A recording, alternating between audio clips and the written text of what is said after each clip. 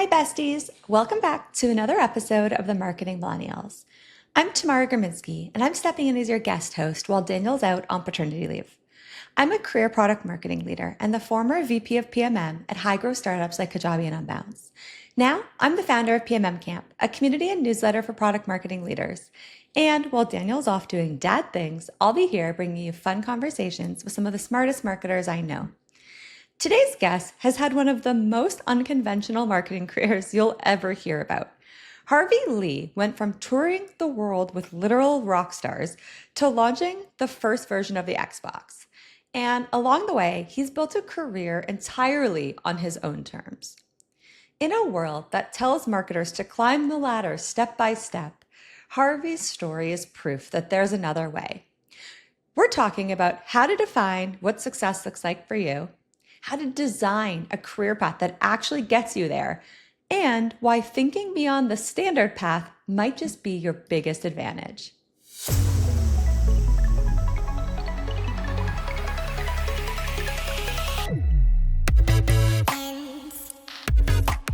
Harvey, welcome to the pod. Yeah, thanks for having me. It's great to be here. Super excited to have you here because I think there's so many things that our listeners are going to be able to learn from you today. One of the things I've always loved about you is that your career does not follow a straight line. Like, you started by literally traveling the road with rock stars, and you've also launched the first Xbox and, done a ton of stuff in between. And so I was wondering if we could start today by maybe just you sharing a little bit about what was the through line of that journey. Yeah, it has been a crazy ride, and it continues to be a crazy ride after all these years. And the through line question, it's a great question because I always get this, either the sentiment or the question directly from recruiters. When I used to look for jobs in corporate or jobs in startups, I always got the same question, which was, I've been looking at your CV, I've been looking at your resume, and it doesn't make any sense to me. And I would be scratching my head. It's like, well, why? Because of course it makes sense to me because it's my lived in experience. But through recruiters' eyes, they would see that I moved from the music industry to video games to cybersecurity to print, back to cybersecurity, to community, to consulting. And they're like, there's no consistency here. So why are you interested in this job? And the more I got that question, the more it actually forced me to look within myself and be able to answer it, right? And there's two key attributes to the answer. One is I'm inherently curious, right? Everything I look at is through the eyes of curiosity, and I look at everything the same way, whether it's music or tech, and that is, how can I make this better, right? And I mean, with that curiosity, it just breeds things popping off in my head and all the possibilities. I like to see the possibilities. And the second part is my ability to translate those possibilities into market outcomes, right? So whether it's complicated tech or something difficult to be able to articulate to a customer that may not have ever heard of your product before, I'm able to translate it into language that they can understand, right? And that's not just about copywriting, but it's about defining and articulating the value proposition, working on the copy, working cross-stakeholder, so on and so forth. So there's that translation piece. And where those two attributes have always landed me is the through line. And that is, I've always ended up in organizations in need of innovation. So I always end up in organizations that need either help with innovation or help rescuing where they're at right now because they've got a big pivot coming, right? Not everyone's an innovator. Some people have been in the market for decades and they're like, the market's moved. We have no idea how to shift with it. In a way, that's their own innovation. They have to innovate their way out of it, but they're not used to it. They have to unlearn how to do it. So I've always found myself going into organizations that are in need of that kind of help. For example, in my music days, I launched the first interactive single. From my music career in the record business, I went into marketing, into product marketing. And from there, long story short, I ended up at Microsoft launching the first Xbox. Microsoft were going head to head with Nintendo and Sony. And they were at the beginning as well. So they were at that juncture too. The next job after that, 12 years later, albeit, was at Kaspersky Lab, where there was a massive market shift and they found that there was no demand for their product anymore and they needed to pivot. So I found myself at the juncture of always starting with something new because I could always see the possibilities. And the reason that I could see the possibilities is I had this inordinate curiosity. It was like an itch that I just had to scratch. But I was able to package it for organizations so they understood the value. So once I started articulating this with recruiters, they were like, oh yeah, of course, I get that. But when you look at the actual resume itself, just because of the way resumes and CVs are listed, it's just a list, right? They look at the list and go, there's no sequential order to this, but they don't see it. But if you look at it retrospectively and understand the virtues of curiosity and translation, then all of a sudden the penny drops and we move on to the next question. Yeah, I love that. And I think you just mentioned there at the end, it's like, yeah, in retrospect, and I think in hindsight, you can clearly see the through line. I'm going to assume that while you were actually moving through that journey, perhaps it was less clear in the moment.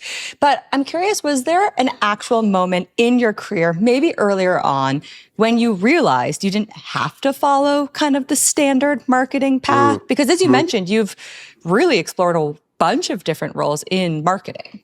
Yeah, well, there was two, but actually just to your previous point about retrospective, it's always easy to look at your career retrospectively and have that epiphany moment of, well, of course it was that way.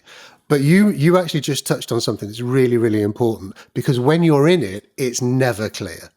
So when you're looking forward, you can't see it. When you look back, it seems blindingly obvious, right?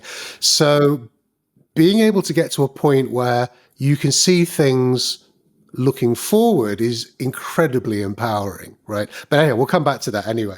So the question is, understanding that I didn't have a traditional path in marketing. Well, there's two answers to that question, right? The first one's somewhat not hilarious, but it is what it is. I left school in 1984, and I'm sure that some people listening to this are thinking, my parents weren't even born then. I left school in 1984, and it was a very, very different world, right? And so I left at 15. Most people didn't go to university when they left school, about 10%. Now I think it's 50%. But I left school not covered in clover or glory, but I left school with very little in terms of qualifications or glory. So I didn't have a choice. There was no offer of a standard career available to me. So I had a choice. I could either fight or flight. It was either I was just going to be able to take what was available for someone in my situation, a teenage school leaver with very few qualifications and not much hope, or I could try to forge something for myself. And I spent a few years, not many, but a few years, and I wrote about this in my first book, Backstage Pass, about trying to forge my way and try to conform to what was expected of me in society by, no less my parents at the time as well. And, I took jobs and training schemes at the department store Marks and Spencer, which in the UK is a huge institution. And it was okay, but it just didn't light me up. And, I spent maybe 2 or 3 years doing that. And by the time I was 17, I had this calling of a realization really that I am not going to conform. I'm clear I'm not going to conform to the standard path that all my friends were on or my peers. But I wasn't quite sure what it was going to be. But I knew what I wanted it to be. And that was, a career in music. But being a 17-year-old living at home with your parents in Manchester, 200 miles away from London, makes it somewhat challenging. Anyhow, long story short, I set out on the path in music, as many people know, but there was a major moment that I think most people probably will identify. And it was in a meeting, actually, when I was at Microsoft, in the Xbox team, and we were sitting around in the boardroom, and the executives were talking about challenges they were having with our messaging reaching an audience in Germany, for example. And everybody was looking at frameworks and trying to look at the problem through the same lens, right? And no one was getting any answers because we'd already tried that and failed. So it's like, well, what else you got? And I came up with, well, you know what? And I came up with some very human-based facts, human behavioral factual ways to address the messaging challenge to the teenage audience in Germany. And it came out of my human behavior background in the music industry, studying audiences, studying record buying public. And what I did is that I transferred my knowledge from that industry sideways to a different industry and not rubber stamped it, but imprinted it on this problem. And the execs were like, that's exactly how we should be handling this. And from that moment onwards, I realized that actually skills can work upwards, they can work vertically, but they can be more effective if they work laterally or, sideways. So taking your skills and being able to put them and transfer them sideways to a different situation, different problem, same solution, right? Was incredibly enlightening. And I realized that actually, if I think the same as everyone else, not only am I no better than anyone else, and I don't think I'm better than anyone else, I'm not that kind of person, but it's not going to differentiate my career or my prospects.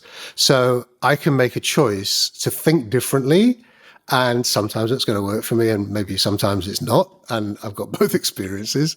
But more than less, it served me really, really well. And it's differentiated me and it's helped me position into all the positions and all the opportunities that I've had ever since. So I stayed with it.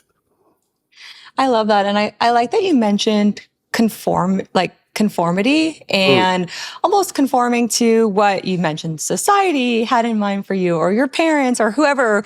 Yeah. Probably even originally your own, once you got into a career, your own vision of like, this is what success might look like. Yeah. And I know because we've talked about this before that you've kind of had to go on that journey of redefining what success has looked like, when you started out in your career to where you are now. I'd love to hear just a little bit more about that journey and specifically within the lens of for marketers listening today who are trying to figure out what their version of success is, not what society wants to define as success for them, not what their parents do, maybe not even what their boss wants to define for them. Like, how can they start to really get down to what does success look like for me, not just what looks good on paper? Well, I think that we've got to actually accept some of the facts in today's world, right? And today's world doesn't match yesterday's world. Let me explain briefly. The standard path for careers is frankly pretty much extinct. It doesn't exist anymore. So if you think about the marketing ladder as we've come to accept it or we've come to be taught it, actually was for a different world. It was for a world 20, 30, 40 years ago where you'd follow the educational path, you would leave university, you'd have your marketing degree, you'd go and work at, Enormo Corp or whoever it was, and you'd be there forever. And then you'd get your gold watch, you'd go fishing and happy ever after. But that world doesn't exist anymore. That world hasn't existed for a very, very long time. In fact, that world is dead, right? It's dead. It has been dead for a while, but lockdown killed it off once and for all, really. Today's marketing careers really requires people who understand nuance, understands audiences, community, micro audiences, cultural nuance. And really, it's an exercise in the humanities more than anything. And it's less about understanding metrics, it's understanding human behavior. Because fundamentally, marketing is human behavior. It's the study of human, could call it marketing psychology, really. And actually, Rory Sutherland makes a great point that actually marketing shouldn't even be called marketing. It should just be called customer psychology, because that's fundamentally what it is. So we're all students of customer psychology, but we call it marketing and we measure ourselves with hard numbers. But actually, even though that does have a place, the best marketers understand all these sort of collective experiences that we all have as part of the human condition. And the best marketing and the messages that resonate the greatest with people are fundamentally deeply human traits, right? So if you want to get on the ladder, and I hate that word, I've used it 1,000 times on LinkedIn. I hate myself for using it. If you want to get on the marketing ladder, the reinvented one, then start studying the human condition, right? that is the path that will take you far.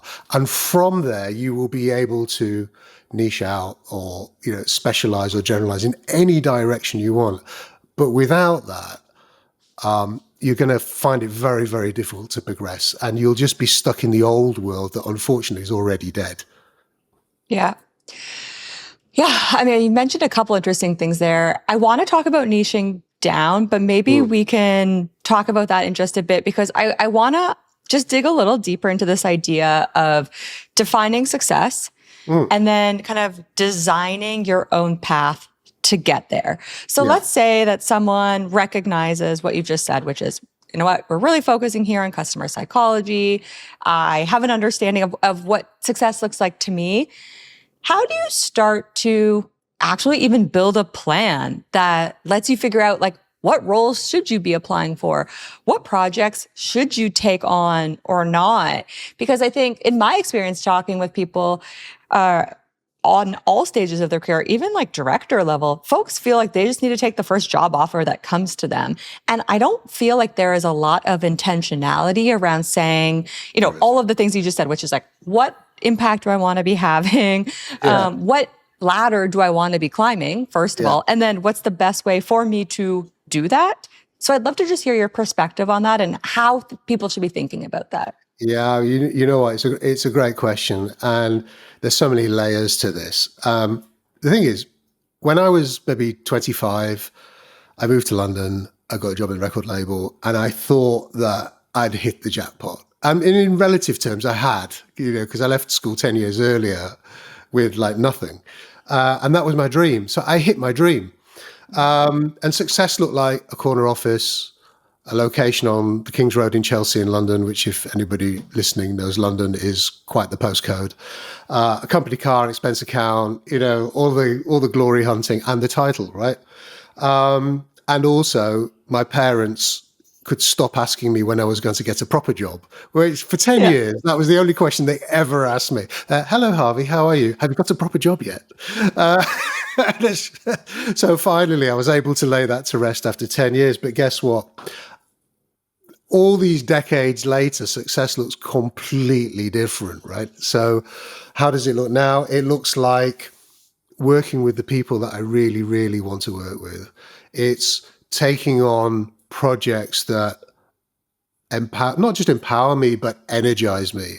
It's allowing me to take a whole month off and take a vacation with my family. That's wealth. That's real wealth. That's life wealth, right? It's not just about money. And that's the shift that happens gradually for most people, if it actually ever happens. But fundamentally, it really comes down to two things, right? What people think success is and what success actually is. So what people think success actually is called acquisition. And what I mean by that is, what can I get? Can I get the title? Can I get the salary band? Can I get the office? All these things, all the stuff. Can I get it, right? So people approach their careers from an acquisition point of view, but the reality of the matter is that they should be approaching it from an alignment point of view. And that alignment is, does this align with my values? Does it create the kind of life that I and or my family want to have? Does it allow me to do what I would like to do in and out of work? I've heard you talk about this on stage as well, right? It's like, what is wealth? And the fundamental part of this, even though it's about impact and autonomy, is that alignment is really an individual thing.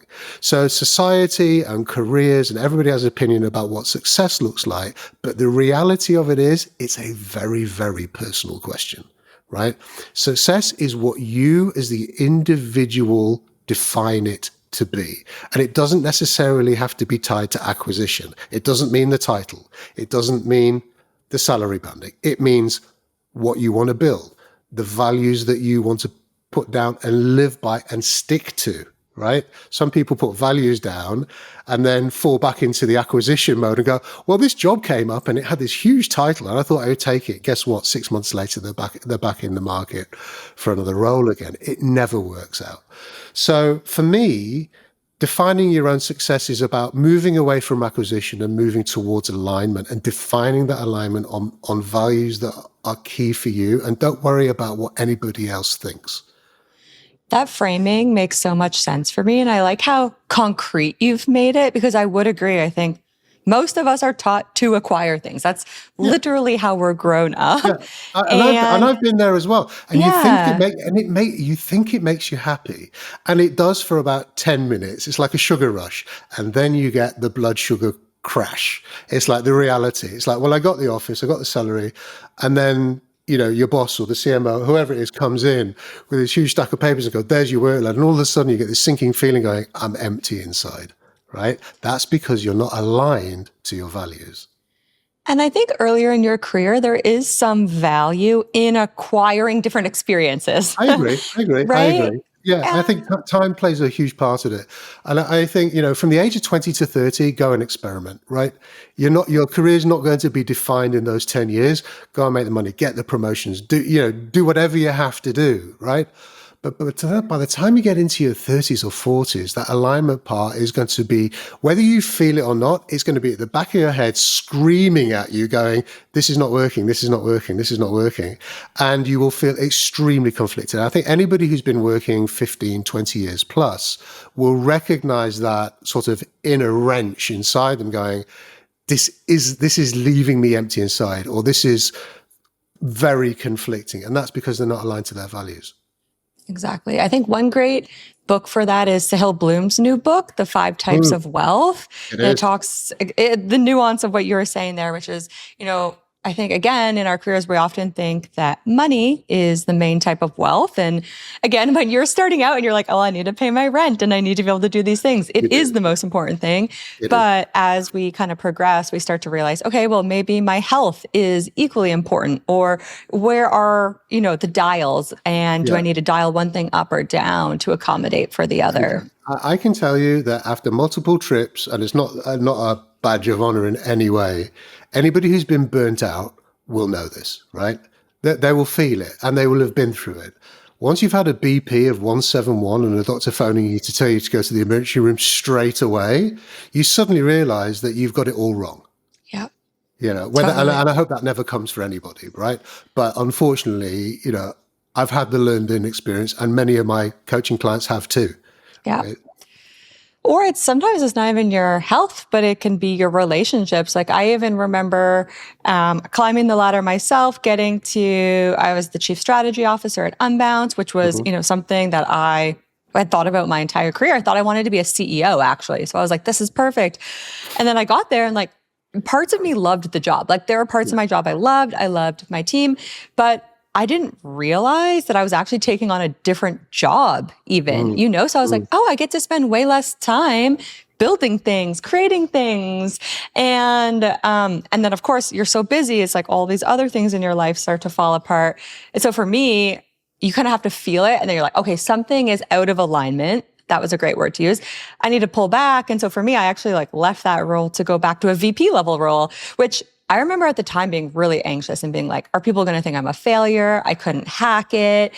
But I was like, honestly, at the end of the day, as long as I feel good about the decision, and I knew that was the role I wanted to take on. I wanted to be in the weeds with my team again. I wanted to actually be doing launch plans. Alignment. You move from acquisition back to alignment. Yeah. And that's what you were feeling when you were in your C-level job, right? There's one other point to add to that briefly before we move on. And that is, if you look at your boss's role, let's say your boss is the CMO, right? In your case, chief strategy officer, in this case. And you look at their role and you think, never in a month of Sundays do I want that job, right? What that's actually telling you is that you're on the wrong ladder. You're walking the wrong path, because that path only leads in one direction. It's either stuck or in your boss's role, right? So that's actually a flag, right? It's a signal in the noise. And the signal is change direction. That is a great little question to ask yourself. And I think one that we probably don't ask enough. Again, people just let themselves, get promoted to that role without ever asking, is that actually what I want? Yeah.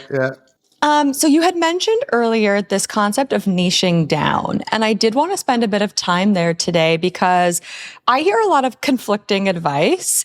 Some people say, find your niche, find your niche. Other people say, it's best to be a marketing generalist, whatever that means. Yeah. In your perspective, when it comes to this conversation and the framing of, designing a career you love, what approach do you think our listeners should be taking? It almost feels cliche to say find your niche, actually, doesn't it, these days? It's like, what does it mean anymore, right? It's empty words. So for me, there's two types of, if you're thinking about it in the context of career development, there's two types of niching. There's good niching and there's bad niching. Right, you've never heard this before, right? Bad niche. What does terrible niching look like? Terrible niching is when you do something or position yourself in a place where you box yourself into a corner and you become unemployable, right? I'll give you an example. Terrible niching. I do email marketing for SaaS companies, for companies of 50 to 100 headcount based out of the Nordic region, right? Outside of that definition of your niche, who the hell is going to employ you? You are boxed into a corner. It's great if you've got a lifetime of work in that niche, but the chances are you won't, right? A good niching is like if you've become well known for a problem that exists, right? But it spans across multiple industries. That makes you transferable. So that when one opportunity finishes, let's say you work in a certain category and you're well known for solving a specific problem, let's say it's messaging or positioning or whatever it would be, right? Brand, you name it.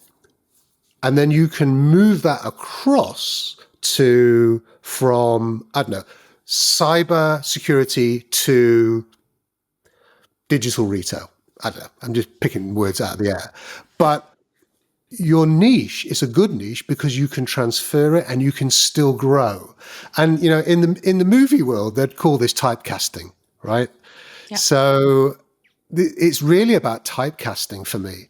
If you pick the wrong niche and you niche down too far, you typecast yourself and you are not available to be casted in any other role. So leave it a little bit loose. I think, you mentioned about specialists and generalists. I think specialist generalist is where it's at. I don't know if that kind of makes sense or I'm bottling on the question, but I think that you need to be able to do a bit of everything. You need to understand 80% of everybody else's job so you understand where you fit, but you need to be able to specialize within the values and within the framework in which you work for yourself. So, for example, what's the framework you work for yourself? Let's say it's around messaging and positioning. You can still niche down within that, but it's still messaging and positioning, and you can still move it from, as long as you can move it from one category to another or one kind of context to another, then it's high enough to be generalist, but it's specialized enough to make you valuable and to be the name on the hiring manager's lips that they want to hire, right? And it's just hitting it right in the crosshairs is where you need to be. Yeah, I buy into that. And I actually view things fairly similar as well. I had this aha moment maybe after my first director level role, so, mid to senior, where I started to realize, the jobs that I liked the most, even the projects I liked the most, all started to have things in common, and it was me solving specific problems. So now when I chat with folks, marketers who are looking to grow in their career, or even to our earlier conversation, just describe what they're good at and the through line of their career, I always say, what are the problems that you are uniquely qualified to solve? The problems that light you up, that you can solve better, faster, in a different way than others, and really just articulate those problems. Mm-hmm. For me, I've always said, I'm great at helping companies identify their best customers, understand those customers, and then price, package, and position the value that those customers are looking for. Now, the great thing about starting with problems is that typically it will lend itself to a certain type of company. Because a lot of people, I'll get this feedback too. It's well, anyone could find me useful. And that's not quite true. Yes, you can be transferable, but there's probably a type of company that needs you more, that would be willing to pay more for you, right? And I think that's what I love about this approach is you can say, well, maybe the problems I solve are really important for growth stage businesses, right? For me, that's that's the case. My whole career has been built around growth stage, and that means different things to different people. But the company's at a certain stage where they really need that problem solved. Doesn't mean I can't go solve that problem for someone else. It just means these people find me the most valuable. Yeah, I mean, most of my consulting clients tend to be mid-market. And the reason that I fall into mid-market, and it's kind of happy accident really, is that, and it's not because I'm too expensive for startups. It's not the case. It's just I don't solve their problems. It's to your point. It's like they don't need me. They've got different problems, right? The enterprise guys, they got agencies at their back pockets. They, huge teams of people throwing money at it. But the mid-market guys have a pain point, and that is, we know how to get where we want to go. We don't have the resources. We don't necessarily have the specialized expertise, but we do have enough budget to bring in the expertise to execute if we needed to. So to your point, absolutely, totally relevant. But to your experience and to your specialist generalization is that you're perfectly positioned to move from one category to another. And that's really, really empowering, because if ever opportunity A came to an end, you can find opportunity B and C, and you'll have options. Yeah. It won't just be, I have to take the first job that comes. You'll have options. Yeah. And that's been my experience as well. So a lot of people are probably listening and they're saying, well, maybe now I could go back and articulate the problems I'm great at solving, but that doesn't help the last 10 years of my career. And maybe they're starting to feel a bit anxious, like, well, I did jump between some different niches, or maybe they're looking at their CV and feeling like it looks a little scattered. Can you leave the audience today with just a few actionable pieces of advice of like how to start to make sense of their career story if they're feeling they're in this position? Yeah, you know what? There's more people out there with a messy CV than there are with a tidy one. So if that's you, you're not alone, right? You are absolutely not alone. It's not just me. There's millions of people like me, with a messy CV. And whether it be through my coaching clients or just being in and around people who've had a similar problem, it's not a unique problem, but a lot of people think the same way about themselves, and they think that it is in itself a problem. Well, I'm here to tell you it's actually not, and you can turn that messy past into a future-proof career just by following a few steps, right? That messy past, what you think is a competitive disadvantage, actually could be your competitive advantage in what is a sanitized, vanillaized world, right? Well, it is, isn't it? Let me just call it what it is.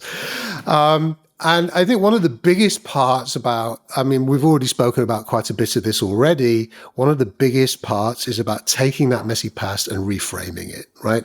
So again, how do we reframe it? So if I just use myself as a case study, but for anybody listening, just think about how the analogies relate to you, right? So music industry taught me how to deal with difficult internal customers, promoters, artists, which now are coders, development teams, how to talk to audiences, how to refer to audiences, how to deal under pressure, tour logistics. And I transferred those sideways into the corporate environment. It's like tour logistics became launch planning, right? Audiences became segmentation. So think about it in those contexts. It's like, well, I've got all these things over here and it's all a big, horrible mess. It's like, no, it isn't. Reframe it into your new context. Move it sideways, right? Video games, my time at Xbox I learned how to build a brand from nothing whilst taking on huge incumbent competition, right? That taught me how to scale massively. So how to scale a tech product massively with and without budget, because we had both scenarios going on. So again, what is your equivalent of how you reframe it and then how you transfer it into your new context? That's a really, really big one, right? The other one is just moving away from acquisition and defining your values, I would say. And if I was going to give marketers listening like one piece of advice, it's this: stop waiting for permission, right? You're waiting for the promotion. You're waiting for your annual review. You're waiting for people to tell you how amazing that last campaign or that last brand thing that you did, or how amazing the logo looked in blue. Whatever it is, it kind of doesn't really matter, right? Because you have to stop waiting. Maybe it'll come, maybe it won't. Even if it comes, it might actually be meaningless, right? So you have to stop waiting. A lot of people say to me, but I want to work in strategy. I want to do this, and no one's giving me a chance. And I look at them with cold, steely eyes, and I think they probably think I'm going to kill them. And I look at them, and I look like, so what's the problem? They're like, well, the way that you're framing the problem is that other people are the problem. And actually, that's not the problem. You've got the wrong problem. The problem is you're doing nothing and you're waiting for permission. So if you want to be a writer, start writing, right? If you want to be a designer, start designing evenings and weekends. Just take the first step to the future that you want in your current reality. If you want to be strategic, and I hear this again over and over again, you've heard it loads as well, right? It's like, well, my company just wants go to market, or they just want brand, or they just want execution, and they just want digital performance marketing. They don't want strategy. So I'm not going to try. It's like, again, it's waiting for permission. And I say, you know what? With one question, you can change that, right? And they say to me, what do you mean? And I say, the next time you're in a monthly business review or whatever a meeting it is with someone vaguely important, right? Rather than just say, this is what we did, reframe the question to, this is what I think we should do and why, right? And start asking strategic-led questions, showing your insight. And the more times you do that, the more consistent you are across multiple people, people will start to see you as a strategic thinker, right? Be the role that you want in the future. It doesn't mean you have to change jobs. It just means you have to start asking different questions, right? So stop asking for permission. I love that. I think that's the perfect way to wrap up today's conversation. And we like to end every episode of the Marketing Millennials the same way, which is, Harvey, what is one marketing hill you would die on? I love this question. I had to think over and over and over about this question because I had quite a few answers. So here's my answer, right? The marketing hill that I would die on is that human connection beats optimization every single time. So when you're looking at your KPIs, you're looking at your growth, you're looking at this, that, and the other, that's fine. But we work with real humans, with real human problems. And those real humans internally need to trust you. And those humans that you're selling to, that you're marketing to, also need to trust what you're communicating to them as well. So, we've all seen it, teams of marketers obsessing about conversion rates and, what's the data and what I'm going to put in my OKRs and this, that, and the other. And it's all well and good. It has its place. It's not a takedown, right? It has its place. But real marketing, if we want to call it marketing, real marketing is built on genuine human insight. And that genuine human insight is not algorithmic optimization. So position yourself in the humanities, not in the sciences. So we all get quite hot under the collar about STEM-based stuff. And it has its place. But actually, and I'll leave you on this as well, one of the most interesting books that I read in the past few years is called Sense Making. And it's written by a guy out of Denmark who actually worked with about 12 years ago. And it's about deep listening, deep human listening for research. And one of my key takeaways from that book, Sense Making, and working with the Red Agency, actually, it was that the top CEOs, the CEO of Ford, the CEO of Samsung, I mean, you name them, none of them have STEM-based backgrounds. They all have backgrounds in the humanities. And the reason for that is that we live in a very human conditioned world. And as marketers, we must never, ever forget that. Yeah. I love that. I'm a big believer in human connection as well. So I'll accept that marketing hill. I'm very pleased to hear it. Exactly. Thank you so much for coming on the show. Where can people follow you, learn more about your work? You'll find me on LinkedIn, obviously, like everybody else. So come say hi on LinkedIn. But you'll be able to contact me directly through my website, harvey-lee.com. And there you can learn more about the work that I do and sign up for my free newsletter. Amazing. Thanks again for coming on the show. My pleasure. Thanks so much for having me.